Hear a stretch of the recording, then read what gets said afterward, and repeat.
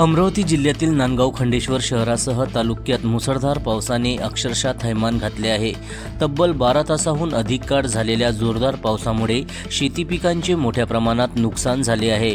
अनेक शेतांमध्ये जलमय परिस्थिती निर्माण झाली आहे। पावसाचे आणि नदी नाल्याचे पाणी शेतात शिरल्याने उभी पिके खरडून गेली आहेत। अनेक शेतकऱ्यांच्या विहिरी खचल्या असून विद्युत पोलही कोसळले आहेत। त्याचबरोबर शेतातील स्प्रिंकलर, पाईप, नोझल यासह साहित्य वाहून गेले आहेत। काही गोट फार्ममधील बकऱ्या आणि पोल्ट्री फार्ममधील कोंबड्याही पाण्याच्या प्रवाहात वाहून गेल्याचे सांगण्यात येत आहे। दरम्यान नांदगाव शहरातही पावसाचा मोठा फटका बसला आहे। अनेक नागरिकांच्या घरात पाणी शिरल्याने गहू, तांदूळ, डाळ यासह अन्नधान्याचे नुकसान झाले। अनेक घरांचे नुकसान झाले असून शहरातील दुकानदारांनाही पावसाचा फटका बसला आहे।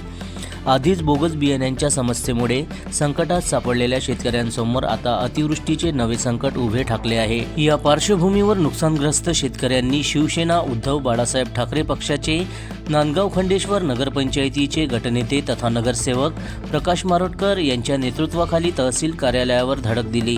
यावेळी तहसीलदारांना निवेदन देत नुकसानग्रस्त शेतकऱ्यांना 7 दिवसाच्या आत तात्काळ नुकसान भरपाई द्यावी तसेच सरसकट पंचनामे करून शेतकऱ्यांना मदत करावी अशी मागणी करण्यात आली आहे। आता प्रशासनाकडून या नुकसानग्रस्त शेतकऱ्यांना किती लवकर मदत मिळते याकडे सर्वांचे लक्ष लागले आहे। जनसमर्थन न्यूज, नांदगाव खंडेश्वर, जिल्हा अमरावती। नांदगाव खंडेश्वर तालुक्यामध्ये 36 तासापासून मुसळधार पावसाने शेतकऱ्यांच्या शेती पिके पूर्णपणे खरडून गेलेली आहे। शेती पिकांच्या नुकसानासोबतच अनेक शहरात, अनेक गावात पाणी शिरल्याने घरं पडलेले आहे। घरं पडल्यामुळे शेतकऱ्यांच्या घरातील अन्नधान्याचं नुकसान झालं। शेती पिकासोबतच स्प्रिंकलर सेट असेल, विद्युत तार असेल, विहिरी खचलेल्या आहे। कुठं पोल्ट्री फार्म तर कुठं गोट फार्म वाहून गेलेले आहे। प्रचंड नुकसान, अमरावती जिल्ह्यामध्ये सर्वाधिक नुकसान हे नांदगाव खंडेश्वर तालुक्यामध्ये झालेलं आहे। आज आम्ही सकाळी पूर्ण तालुक्याचा दौरा केला।